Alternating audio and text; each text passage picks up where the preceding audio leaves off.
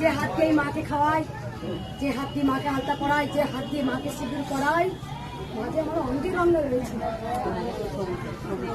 অনেকজনকে আমি ছেড়ে দিই, বাদ দিয়ে আমি আগেও বলেছি, উপায় থাকে না, এত ভিড় হয়, ভিড় সেই দিলে কারো কথা শুনিনি। কিন্তু আমি জানি আজকে আমার ভিড় হবে, কারণ অনেকে সেটা আমার স্বপ্নে যে চাউটা দেখছে। তুমি রাগ করে নিত যে আমি চলেছিলাম বলে? আমার রাগ করে আমি ফটো না নিয়ে চলে গেছিলাম এখান থেকে, যে আমি আর মার কাছে আসবো না। তারপরে মা আমার স্বপ্নে এসেছে।